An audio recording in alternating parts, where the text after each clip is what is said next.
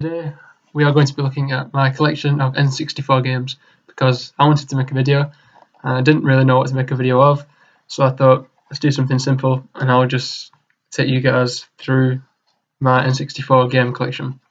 Some of them are boxed, but most of them aren't, so let's get into it. First game is Super Mario 64.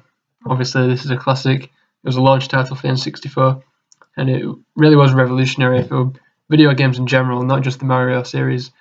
Every 3D platformer, and to some extent every 3D game since then has owed something to this. I mean, this was hugely revolutionary, especially with the camera, being able to move in a 3D space, and it was never bettered on the N64, and it took a while for Nintendo to make a Mario game that was better than this. So if you have an N64 and you don't own this, you really need to do something about it because this is a classic. I think, for me personally, it was only topped by Super Mario Galaxy 2. The first one was great as well, but this one has a certain nostalgic value to me that I really love, and especially the music is fantastic. Next game is Star Wars Rogue Squadron, the first in the Rogue Squadron series. There was a second and third one on GameCube. And this wasn't the first Star Wars game on N64. Before this, there was Shadows of the Empire, and in some ways, this is kind of a spiritual sequel to that. But it's a lot better in my opinion. Probably the best Star Wars game in N64, and there are quite a few. Episode 1 Racer I've heard is very good, but I don't have that. But if you're a Star Wars fan and you like N64 games, why not pick this up? Next is 1080 Snowboarding. This is the only snowboarding game I own. I bought it for £1, which was a bargain because this game is awesome. It has a soundtrack that you might describe as bad, but it's bad in a good way. It's kind of not good, but it's great at the same time. And the controls are really good on this. I think this was before the SSX series had started, so at the time this was the best snowboarding game going.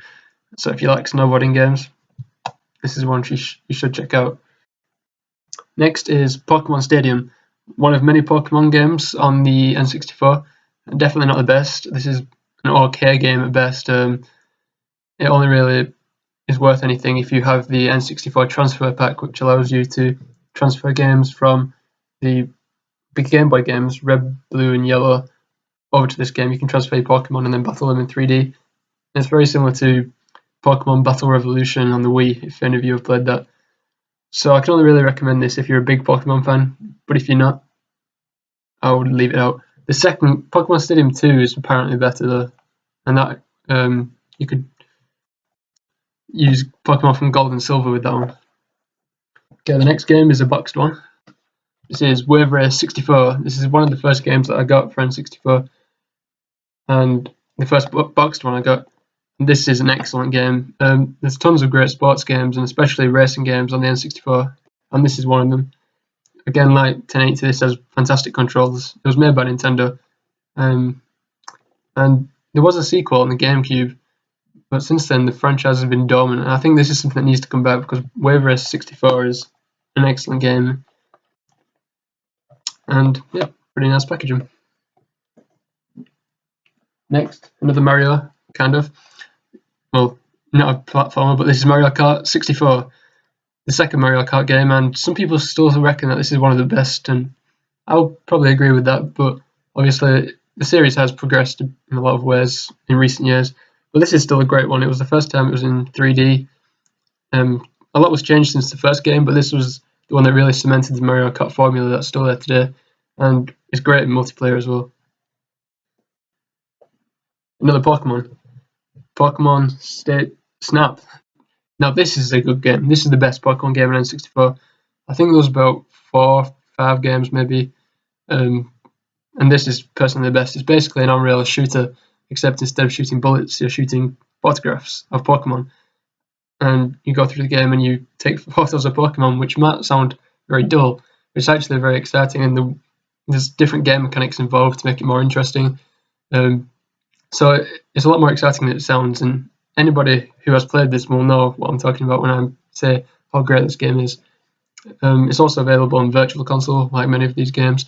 So if you haven't played this one before and you're a fan of Pokemon, definitely check this one out. If you buy one Pokemon game for N64, make it Pokemon Snap, because it's extremely unique and very, very good. It's definitely a sort of game that demands a remake for either the 3DS or the Wii U, or maybe the NX when that comes out. Next game, another Stone Cold classic, GoldenEye 007. Without a doubt, one of the best movie-based games ever. GoldenEye was a revolutionary first-person shooter. And I know I said this about some other games, but a lot of the games in this genre, the FPS genre since then, owe a lot to this game. Especially in terms of multiplayer, this game was the first of its kind. There was a remake on the Wii with Daniel Craig, which was still a fun game, but I personally prefer the original, merely just for nostalgic reasons. But this is a great game. In some ways, it hasn't aged as well as some other games. The controls are slightly clunky now with the N64 control stick, especially when you compare it to the later games. But in terms of games based on movies, this is still one of the best, and definitely worth checking out. Next, we have another boxed game, Turok 2: The Seeds of Evil. Speaking of first-person shooters that haven't aged very well, this is a worse case.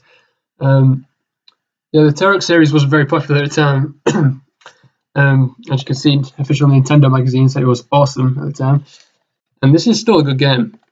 But if you're not a fan of GoldenEye because you think it hasn't aged very well, then you'll be very disappointed by this. Although it does come in a nice black cartridge, which is very nice.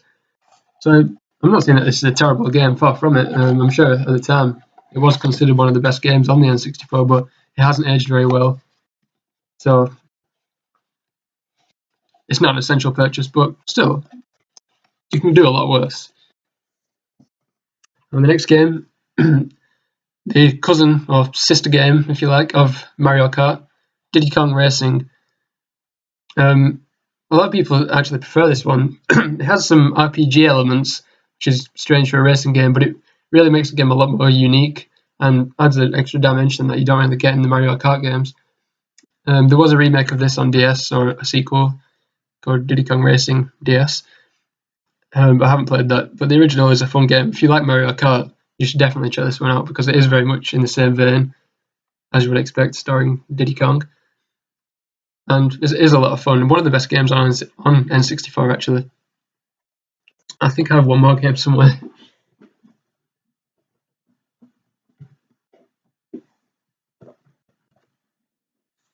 Apparently I don't. I thought I had another Turok game, but I don't seem to have it. But, well, it's Turok. I would only say the same thing that I said about the other one. So that is my N64 collection. I hope you enjoy watching this video, and if you like it, let me know, and maybe I'll do something similar again in the future. Anyway, until next time, I am Daniel, and thank you for watching this video.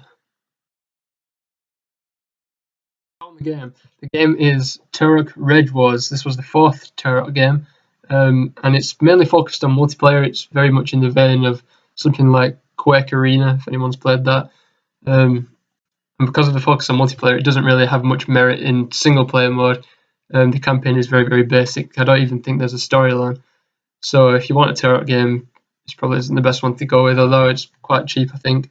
Yeah, it's because this was the first N64 game I got, actually. I bought the system, and I looked at the games they had in the shop that were fairly cheap, and this was one of them. So if you like Turok, pick it up, but if you don't bother. Anyway, farewell. See you next time.